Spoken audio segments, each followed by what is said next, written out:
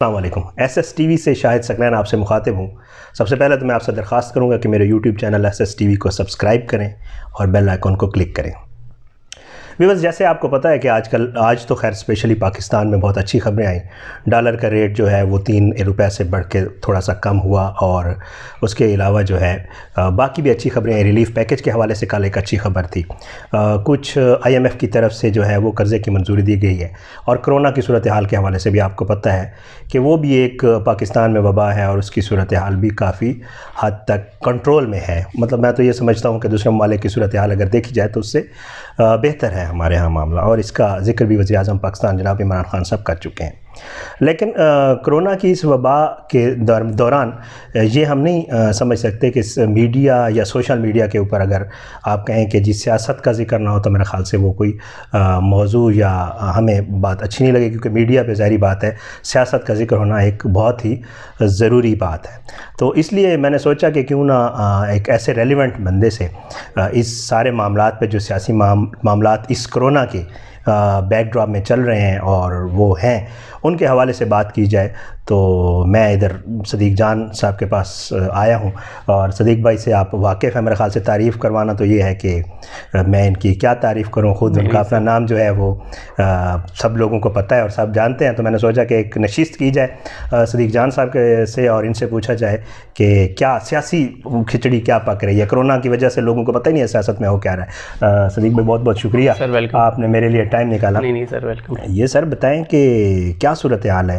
یہ آج کل کرونا جو ہے وہ تھوڑا سا پیچھے ہوتا نظر آ رہا ہے، اور جو سیاست ہے اسپیشلی اگر میں بات کروں سندھ اور وفاق کی سیاست کی لفظی گولہ باری آپ نے بھی دیکھی، کیا وجوہات ہیں، کیوں ہو رہا ہے ایسے؟ دیکھیں بات یہ ہے، اس کا آغاز تو میرا خیال ہے کہ کریڈٹ یہاں پہ میڈیا کو ہی جاتا ہے، کیونکہ میڈیا نے وفاق کو نیچے دکھانے کے لیے سندھ کو ذرا بڑھا چڑھا کر پیش کیا، اور جن چیزوں پہ ٹھیک ہے کریڈٹ ملنا چاہیے تھا سندھ کو، وہ بالکل ملنا چاہیے تھا. جو چیزیں انہوں نے بہتر کی اس پہ بالکل ان کو کریڈٹ ملنا چاہیے تھا. اور میں تو یہ کہتا ہوں کہ دیکھیں سندھ میں رہنے والے بھی پاکستانی ہیں، اتنے ہی پاکستانی ہیں جتنے پنجاب KPK میں رہنے والے پاکستانی ہیں.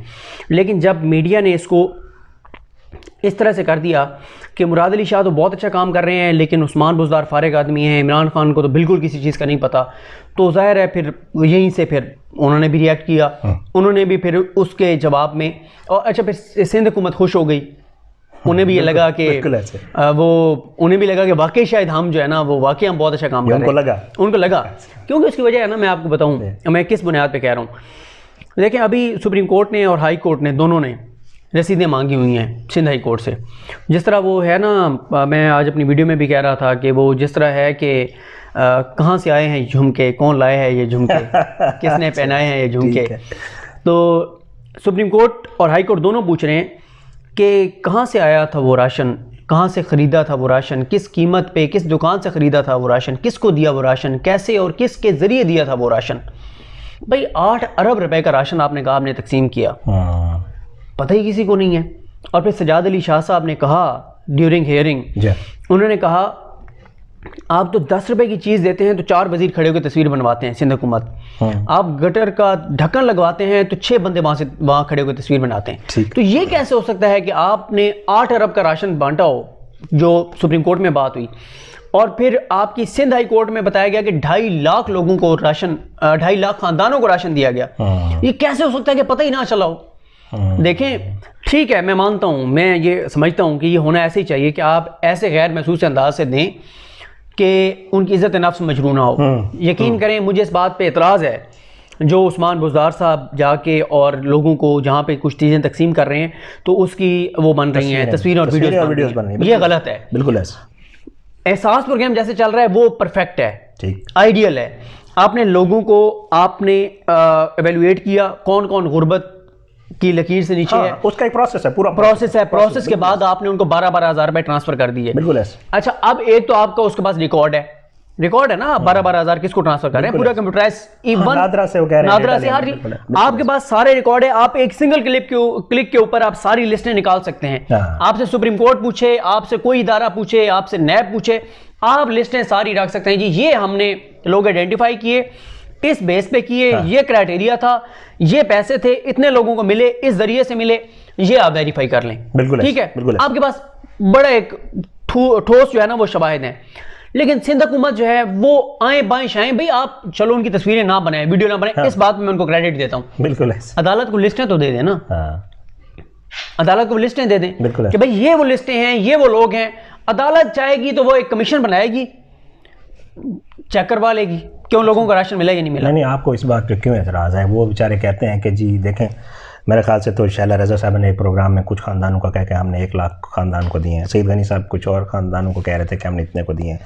وہ اصل میں ان کا ایک یہ بھی موقف ہے کہ ہم چھپ کے دے رہے ہیں، رات کو دے رہے ہیں تاکہ لوگوں کو پتہ نہ چلے. ہم وہ جو ایک آپ کہہ رہے ہیں نا کہ جی ہونا یہ چاہیے، تصویریں نہیں بننی چاہیے، تو وہ بیچارے کر رہے ہیں اور دے بھی ایسے رہے ہیں. ظاہری بات ہے، آپ کو پتہ ہے کہ وہ یہ تو ڈیٹا نہیں رکھا جا سکتا نا، ٹرک اگر جاتا ہے کسی کے گھر اور وہ جا کے وہاں راشن دے تو بیچارے لکھ تو نہیں سکتے. نہیں دیکھیں یہ بات اگر کوئی این جی او کرے نا وہ کر سکتی ہے، لیکن یہ عوام کے ٹیکس کا پیسہ ہے. ٹھیک ہے بھائی، آپ ایسے تو نہیں ہے نا کہ میری گلی میں آ کے ٹرک کھڑا کیا آپ نے، مجھے بھی دے گئے ہیں راشن.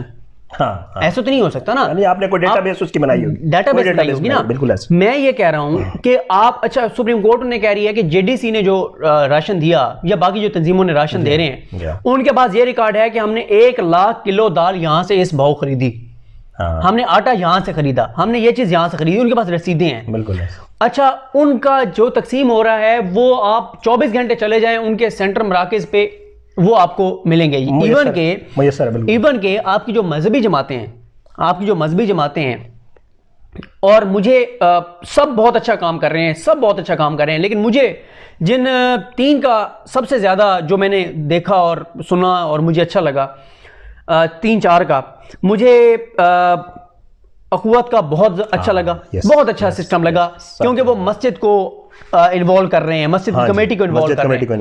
ٹھیک ہے، آپ کے پاس پورے پاکستان میں 2 لاکھ سے زیادہ مسجدیں ہیں، آپ صرف انہی کے ذریعے لوگوں تک پہنچنا شروع کر دیں. آپ اور مسجد والوں کو پتہ ہوتا ہے، مسجد کمیٹی کو پتہ ہوتا ہے. بالکل. اچھا اس کے بعد مجھے اچھا لگا الخدمت کا بھی بہت اچھا لگا، جماعت اسلامی کی. مجھے دعوت اسلامی کا بھی بہت اچھا لگا، وہ بھی اسی طرح مسجد کو اپنا یونٹ بنا کے اس کے ذریعے مسجد کمیٹی کے ذریعے، جے ڈی سی وہ بھی مسجد کے ذریعے یہ کر رہے ہیں. دیکھیں مسجد آپ کا بدقسمتی یہ ہے کہ آج آپ مسجد کا نام لیتے ہیں نا تو لوگ ایسے وہ کرتے ہیں کہ جیسے پتہ نہیں کیونکہ آپ کوئی عجیب سی بات کر رہے ہیں نا. ہم لوگ یہ ہماری ایک معاشرتی وہ بن گئی ہے، مسجد سے دور ہو گئے، اللہ کے گھر سے دور ہو گئے. ورنہ مسجد کی جو کمیٹی ہے نا اس میں 4-5 لوگ ہوتے ہیں محلے کے معززین، ٹھیک ہے، بزرگ. وہ اس کمیٹی کو پتہ ہوتا ہے اس محلے میں کون رہتا ہے، کب سے رہ رہا ہے، اس کا سورس آف انکم کیا ہے، وہ نوکری سے فارغ ہوا ہے یا نہیں ہوا. اور مسجد انتظامیہ کمیٹی کے ذریعے جو آپ پیسے تقسیم کریں گے، میرا ایمان یہ ہے کہ 1 روپے کی بھی کرپشن نہیں ہوگی، کہیں پہ تھوڑا سا اونچ نیچ ہو سکتی ہے، ٹھیک ہے، لیکن سب سے شفاف وہ طریقہ ہوگا اس طرح سے. احساس پر گیم والا بھی زبردست ہے، آپ نے لوگوں کو آئیڈینٹیفائی کیا، آپ نے بھیج دیا. یہ جو جماعتیں ہیں، یہ جو تنظیمیں کر رہی ہیں نا مسجد کمیٹی کے ذریعے، بہت اعلیٰ ہے. اچھا دیکھیں جو سندھ حکومت پہ سوال اٹھ رہے ہیں نا وہ اس لیے اٹھ رہے ہیں، کیوں اٹھ رہے ہیں؟ اب سوال تو یہ ہے نا کہ سندھ حکومت پر سوال کیوں اٹھ رہے ہیں، اصل سوال یہ ہے. بالکل اس کی وجہ یہ ہے کہ ان کا جو ماضی ہے نا وہ بڑا داغدار ہے، بہت داغدار ہے نا.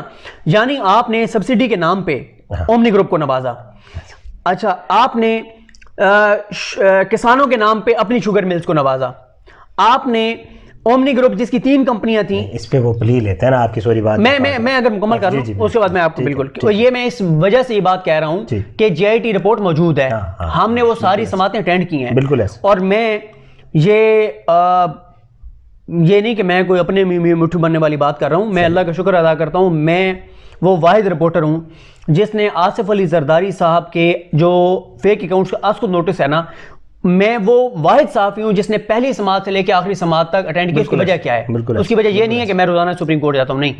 اس کی زیادہ سماعتیں اسلام آباد میں ہوئیں، 2 اس کی سماعتیں کراچی میں ہوئیں اور 1 یا 2 اس کی سماعتیں لاہور ہوئیں. میں نے وہ تمام سماعتیں اٹینڈ کی. میں کراچی بھی گیا ہوں، میں لاہور بھی گیا ہوں، میں اسلام آباد بھی ہوں. اسلام آباد والے رپورٹر کراچی نہیں جا سکے، کراچی والے یہاں نہیں آئے، یہاں والے لاہور نہیں جا سکے، لاہور والے کراچی نہیں جا سکے، اور کراچی اور لاہور والے دونوں یہاں نہیں آ سکے. لیکن میں نے کیونکہ وہ جنون اور عشق کی طرح یہ کام کیا ہے تو میں نے جا کے وہ کیسے سنے.